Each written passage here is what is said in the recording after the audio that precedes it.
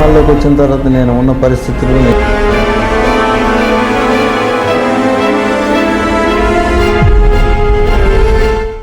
Folks 400 సినిమాలు చేసిన senior నటుడు రఘునాథ్ రెడ్డి చివరి క్షణంలో మానసికంగా కృంగిపోయి మరణించడంతో ఒక్కసారిగా ఇండస్ట్రీలో విషాద ఛాయలు అలుముకున్నాయి. వివరాల్లోకెళితే ఇటీవల కాలంలో సినిమా ఇండస్ట్రీకి సంబంధించిన సెలబ్రిటీలు వరుసగా మనందరినీ వదిలి వెళ్లిపోవడం చాలా బాధాకరం. ఈ కాల కొత్త సంవత్సరంలోకి అడుగు పెట్టిన తర్వాత పలువురు సెలబ్రిటీలు వివిధ కారణాలతో మరణించారు. ఈ కాల టాలీవుడ్ ఇండస్ట్రీలో నటుడిగా తనకంటూ మంచి గుర్తింపు సంపాదించుకున్న వారిలో రఘునాథ్ రెడ్డి కూడా ఒకరు. తెలుగు సినిమాల్లో హీరోలకి తండ్రి పాత్రల్లో నటించి మెప్పించిన ఇతను జనవరి 31న కన్నుమూయడంతో ఈ వార్త తెలుగు చిత్ర పరిశ్రమను ఎంతోగానో కృంగదీస్తుంది. ఇక ఇతను తెలుగులోనే కాకుండా హిందీ, తమిళ్, భోజ్పురి సినిమాల్లో నటిస్తూ బుల్లితెరలో కూడా కొన్ని సీరియల్స్ లో నటిస్తూ ప్రేక్షకులకి మరింత దగ్గరయ్యారు. అలా వందలాది సినిమాల్లో నటిస్తూ కెరియర్ పరంగా ఇండస్ట్రీలో ఎంతోగానో పేరు ప్రఖ్యాతలని సొంతం చేసుకున్న రఘునాథ్ రెడ్డి మరణ వార్త తెలిసి అభిమానులు, తోటి నటులు షాక్ కి గురవుతూ అతనికి సంతాపాన్ని తెలియజేస్తున్నారు. అసలు రఘునాథ్ రెడ్డిని చివరి క్షణంలో కృంగదీసిన ఆ విషయమేంటి? 400 సినిమాల్లో నటించిన కమర్షియల్ గా సక్సెస్ కాకపోవడానికి గల కారణాలేంటి? రఘునాథ్ రెడ్డి 500 కోట్లు ఎందుకు పోగొట్టుకున్నాడు? రఘునాథ్ రెడ్డికి మోహన్ బాబుకి ఉన్న సంబంధం ఏంటి? రఘునాథ్ రెడ్డి కష్టాల్లో ఉన్న హీరో బాలకృష్ణ ఎందుకు పట్టించుకోలేదు అనే నమ్మలేని నిజాల్ని ఈ వీడియోలో చెప్పడానికి నేను ప్రయత్నిస్తాను. మీరు మాత్రం ఈ వీడియోని పూర్తిగా చూడండి.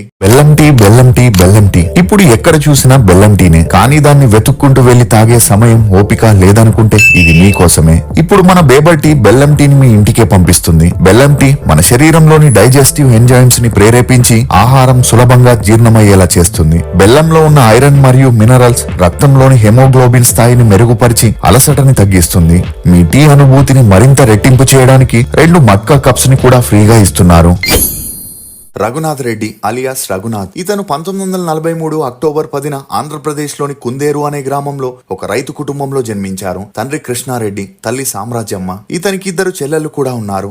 ఇక రఘునాథ్ రెడ్డి తల్లిదండ్రులు వ్యవసాయం చేస్తూ కుటుంబాన్ని పోషించేవారు. అలా తల్లిదండ్రులు తమని పోషించేందుకు పడే కష్టాన్ని చూసిన రఘునాథ్ రెడ్డి బాగా చదివి తండ్రి ఆశ ప్రకారం గవర్నమెంట్ జాబ్ కి వెళ్లి వారిని బాగా చూసుకోవాలనుకున్నాడు. ఇక అలా తన స్కూలింగ్ ని కుందేరులోని ప్రాథమిక పాఠశాలలో చదవగా చదువుల్లో చురుగ్గా ఉన్న రఘునాథ్ రెడ్డి తన పై చదువులకై ఆ ఊర్లో గాని చుట్టుపక్కల గాని ఎటువంటి సౌకర్యాలు లేకపోవడంతో ఇతని తల్లిదండ్రులు కొడుకు చదువుల కోసం ఊర్లో ఉన్న ఇల్లు భూమిని అమ్మేసి విజయవాడకి వచ్చి సెటిల్ అయ్యారు. అలా తన డిగ్రీ పూర్తవగానే ఆర్ఆర్బి ఎగ్జామ్స్ ని రాయగా ఇతని టాలెంట్ కి గాను 1964లో సికింద్రాబాద్ లోని రైల్వే డిపార్ట్మెంట్ లో తనకి క్లర్క్ జాబ్ రావడంతో రఘునాథ్ రెడ్డి తల్లిదండ్రుల ఆనందానికి అవధులు లేకుండా పోయాయి. ఇక కొడుక్కి జాబ్ రావడంతో తనకి పెళ్లి చేయాలని డిసైడ్ అయిన రఘునాథ్ రెడ్డి తల్లిదండ్రులు అమ్మాయిని వెతుకుతున్నప్పుడు తమకి తెలిసిన అన్నపూర్ణమ్మ అనే ఆమెతో 1968 పెళ్లి జరిపించగా వీరి అన్యోన్య సంసారానికి గుర్తుగా సుధా, అరుణ అనే 2 అమ్మాయిలు, సుధాకర్ రెడ్డి అనే అబ్బాయి జన్మించారు. అలా అప్పటి నుండి అన్ని బాగా సాగుతున్నప్పుడే ఒకసారి రైల్వే డిపార్ట్మెంట్ వారు ఒక నాటకాన్ని వేయడానికి కృష్ణమూర్తి అనే ప్రొఫెషనల్ నాటకాల డైరెక్టర్ ని రప్పించగా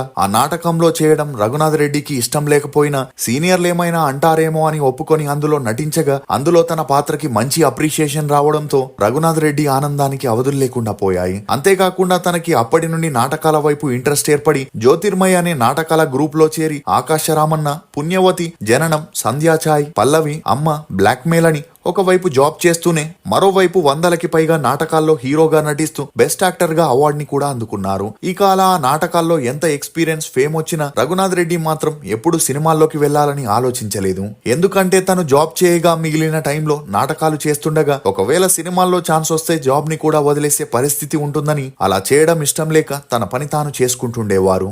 ఇక ఇదిలా ఉంటే పరుచూరి వెంకటేశ్వరరావు తన పెద్ద కొడుకు జ్ఞాపకార్థంగా ప్రతి సంవత్సరం ఒక ఈవెంట్ ని కండక్ట్ చేసి నాటకాలు, డాన్స్, సింగింగ్ ప్రోగ్రామ్స్ ని ఆర్గనైజ్ చేసేవారు. ఈ క్రమంలోనే ఈ ఈవెంట్ లో రఘునాథ్ రెడ్డి టీం ధర్మో రక్షతి రక్షిత అనే నాటకాన్ని చేయగా అందులో రఘునాథ్ రెడ్డి చేసిన పర్ఫార్మెన్స్ కి ఫిదా అయిన పరుచూరి బ్రదర్స్ వారు శోభన్ బాబుతో డైరెక్ట్ చేస్తున్న సర్పయాగం అనే మూవీలో ఒక పాత్రనివ్వగా రఘునాథ్ రెడ్డికి అందులో చేయడం ఇష్టం లేకపోయినా సినిమా వాతావరణాన్ని ఒక్కసారైనా చూడాలనిపించి అందుకు ఒప్పుకున్నారు. అలా సురేష్ ప్రొడక్షన్ లో వచ్చిన సర్పయాగం మూవీ 1991లో రిలీజ్ అయి హిట్ అయినా తన పాత్రకి ఎటువంటి గుర్తింపు రాలేదు. కానీ తనని తాను సిల్వర్ స్క్రీన్ పై చూసుకోవడం, ప్రేక్షకులు నాటకాల ఆర్టిస్టుల కంటే సినిమా ఆర్టిస్టులకే ఎక్కువ ఇంపార్టెన్స్ ఇస్తున్నారని తెలుసుకొని రఘునాథ్ రెడ్డి ఇదే విషయాన్ని తన భార్యకి చెప్పగా అందుకు ఆమె ఏదైనా చేసుకోండి గాని చేస్తున్న జాబ్ ని మాత్రం వదలొద్దు అని ప్రామిస్ తీసుకోవడంతో రఘునాథ్ రెడ్డి ఒకవైపు జాబ్ చేస్తూనే మరోవైపు సినిమాల్లో ట్రై చేయగా మదర్ ఇండియా, నాని, శభాష్ రాము అనే మూవీస్ లో చేస్తూ మోహన్ బాబుతో ఎం ధర్మరాజు ఎంఏలో ఒక పాత్రని చేయగా ఆ సమయంలో మోహన్ బాబుకి రఘునాథ్ రెడ్డి రైల్వేలో పనిచేస్తూనే మరోవైపు యాక్ట్ చేస్తున్నాడని తెలిసి అప్పటి నుండి వీరిద్దరి మధ్య మంచి స్నేహం పెరిగి తను యాక్ట్ చేస్తున్న ప్రతి మూవీలోనూ రఘునాథ్ రెడ్డి పాత్రకి ఒక పాత్ర ఇస్తూ తన వంతు సపోర్ట్ చేసేవాడు.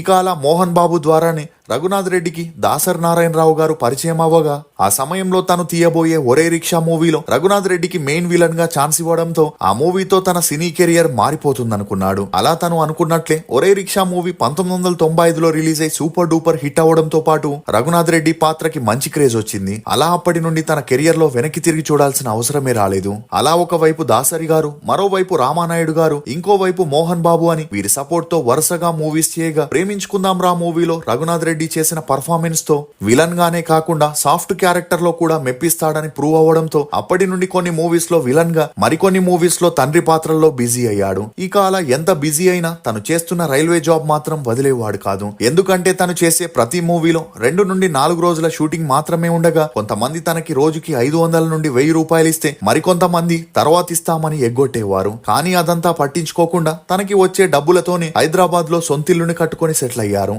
ఇదిలా ఉంటే తనకి హైటెక్ సిటీలో ల్యాండ్స్ కొనమని చాలా తక్కువ ప్రైస్ కి దొరుకుతున్నాయని శోభన్ బాబు ఇతనికి చెప్పగా అతని మాటని విని చాలా మంది నటీనటులు ల్యాండ్స్ ని కొనుక్కొని బాగా సెటిల్ అయ్యారని తెలిసినా కూడా రఘునాథ్ రెడ్డి ధైర్యం చేయలేక 4 సార్లు వచ్చిన అవకాశాన్ని వదులుకోవడంతో ఇప్పుడు తను వదులుకున్న ల్యాండ్స్ విలువ 500 కోట్లు పలుకుతుందని, తను ఆ రోజు ధైర్యం చేసి కొనుంటే ఇప్పుడు 500 కోట్ల ల్యాండ్ తన దగ్గర ఉండేదని రఘునాథ్ రెడ్డి ఒక ఇంటర్వ్యూలో బాధపడుతూ చెప్పుకొచ్చారు. ఇక ఇదిలా ఉంటే సినిమాల్లో తనకి వచ్చిన పాపులారిటీతో రఘునాథ్ రెడ్డి టీడీపీ పార్టీకి ప్రచారం చేస్తూ బాలకృష్ణతో చాలా వరకు మూవీస్ చేయగా అతనితో మంచి బాండింగ్ ని మెయింటైన్ చేసేవారు. ఎంతలా అంటే బాలకృష్ణ ఇంట్లో ఏదైనా ఫంక్షన్ ఉంటే రఘునాథ్ రెడ్డి తన ఫ్యామిలీతో ఖచ్చితంగా హాజరవ్వాల్సింది అనేంతలా క్లోజ్ గా ఉండేవారు. ఇక అలా రఘునాథ్ రెడ్డి ఒక స్టేజ్ లో స్టార్ హీరో, స్టార్ డైరెక్టర్ అని చూడకుండా చిన్న చితక మూవీస్ లో కూడా నటించడంతో ఒక స్టేజ్ లో స్టార్ హీరోలు రఘునాథ్ రెడ్డితో పనిచేయడానికి ఇంట్రెస్ట్ చూపించలేదు. అంతేకాకుండా తన గురించి కొంతమంది స్టార్ హీరోలకి నెగిటివ్ గా చెప్తూ స్టార్ హీరోల మోకాళ్ళ నీళ్లు తాగితే వచ్చే ఛాన్సులు తనకి అవసరం లేదని, తనే ఓన్ గా తన టాలెంట్ తో అవకాశాలని క్రియేట్ చేసుకుంటానని రఘునాథ్ రెడ్డి చెబుతున్నాడని చెప్పడంతో ఆ మాటలు నిజమేనని నమ్మిన బాలకృష్ణ, మోహన్ బాబు, చిరంజీవి అప్పటి నుండి అందరూ తనని దూరం పెట్టడం మొదలెట్టారు. అయినా అదంతా పట్టించుకొని రఘునాథ్ రెడ్డి అటు సినిమాలు చేస్తూ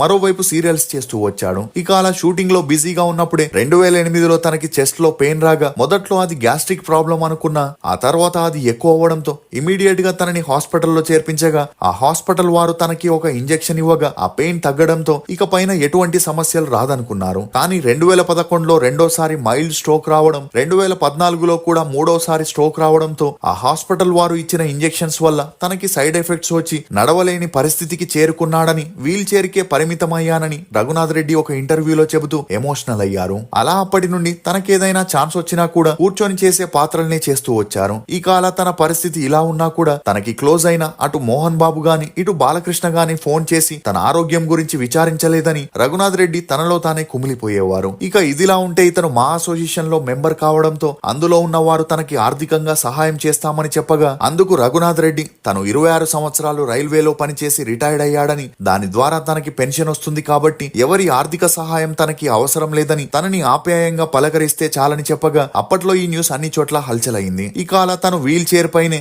గాయం 2, వస్తాడు నారాజు, ముగ్గురు, శ్రీరామరాజ్యం, శ్రీవాసవి వైభవం, సుబ్రహ్మణ్యపురం అనే మూవీస్ ని చేస్తూ తన కూతుర్లకి పెళ్లి చేసి లైఫ్ లో సెటిల్ చేస్తే కొడుకుని సినీ వారసుడిగా తీసుకురావాలనుకున్న తన కొడుకు సుధాకర్ రెడ్డికి మాత్రం బిజినెస్ మ్యాన్ అవ్వాలని ఉండగా ఉన్న ఒక్కగానొక్క కొడుకుని బాధ పెట్టడం ఇష్టం లేక రఘునాథ్ రెడ్డి తనకి నచ్చిన ఫీల్డ్ లోనే వెళ్ళమని ఎంకరేజ్ చేశాడు. ఇక అలా తనకి పెళ్లి చేయగా 2 పిల్లలు జన్మించడంతో తన లైఫ్ ని మనవళ్లతో హ్యాపీగా గడపాలని రఘునాథ్ రెడ్డి సినిమాల్ని ఆపేయాలనుకున్నారు. అలా అన్ని బాగా సాగుతున్నప్పుడే రఘునాథ్ రెడ్డి కొడుక్కి 2025 డిసెంబర్ లో హార్ట్ అటాక్ రాగా కుటుంబ సభ్యులు ఇమీడియట్ గా తనని హాస్పిటల్ కి తీసుకెళ్లినా ఎలాంటి ప్రయోజనం ప్రయోజనం లేకపోవడంతో అతను 53 ఈ లోకాన్ని వదిలి వెళ్లిపోయారు. దీంతో రఘునాథ్ రెడ్డి అప్పటి నుండి మానసికంగా కృంగిపోయి డిప్రెషన్ లోకి వెళ్లిపోయారు. ఇక అలా కుటుంబ సభ్యులు ఎంత ట్రై చేసినా రఘునాథ్ రెడ్డి కొడుకు మరణం నుండి బయటికి రాక తనలో తానే సతమతమవుతుండేవారు. అలా ఒక స్టేజ్ లో తన ఆరోగ్యం క్షీణించడంతో భార్య మరియు కూతుర్లు ఇమీడియట్ గా తనని హాస్పిటల్ కి చేర్పించగా మొదట డాక్టర్లు ట్రీట్మెంట్ ఇచ్చి ఇంటికి పంపించిన జనవరి 29న మళ్లీ తన హెల్త్ చాలా సీరియస్ అవడంతో కుటుంబ సభ్యులు తనని హాస్పిటల్లో చేర్పించారు. ఇక అలా 2 రోజులు ట్రీట్మెంట్ ఇచ్చాక ఆరోగ్యం కుదుట పడుతుందని తన కుటుంబ సభ్యులు అనుకున్నారు. కానీ అప్పటికే కొడుకుపోయిన డిప్రెషన్ లో ఉన్న రఘునాథ్ రెడ్డి గారు డాక్టర్లు ఇచ్చే ట్రీట్మెంట్ కి స్పందించకపోవడం జనవరి 31న ఉదయం 4వసారి హార్ట్అటాక్ రావడంతో తన 82వ ఏటకి ఈ లోకాన్ని వదిలి వెళ్లిపోయారు. ఇక మొదట్లో ఈ ఘటనపై ఎవరూ స్పందించకపోవడం మీడియా కూడా రామ్ చరణ్ ఉపాసన పిల్లలపై ఎక్కువగా ఆసక్తిని చూపిస్తూ ఈ న్యూస్ ని కవర్ చేయలేకపోయింది. ఇక అలా సోషల్ మీడియాలో ఎప్పుడైతే కొంతమంది రఘునాథ్ రెడ్డి రిప్ అనే ఫొటోస్ ని పెట్టడంతో అవి నిదానంగా వైరల్ అయి మా అసోసియేషన్ స్పందించినప్పటికీ అప్పటికే రఘునాథ్ రెడ్డి గారి అంత్యక్రియలు జరిపించడం చాలా బాధాకరం. ఏదేమైనా ఆ దేవుడు రఘునాథ్ రెడ్డి గారి ఆత్మకి శాంతి చేకూర్చాలని కోరుకుందాం. ఫోక్స్, ప్రపంచంలో దేన్నైనా కొలవడం సులభమేమో గాని మన హృదయంలోని భరించగల వేదనని కొలవడం మాత్రం చాలా కష్టం. ఇది ఫోక్స్ నటుడు రఘునాథ్ రెడ్డి మరణంలోని కొన్ని నమ్మలేని నిజాలు. ఈ వీడియో మీద మీ అభిప్రాయాన్ని కమెంట్ సెక్షన్ లో తప్పకుండా తెలియజేయండి. మేము చేసిన ఈ వీడియో మీకు నచ్చినట్లయితే ఒక లైక్ ద్వారా మీ సపోర్ట్ ని మాకు తెలియజేయండి. For more interesting videos please subscribe to CR voice.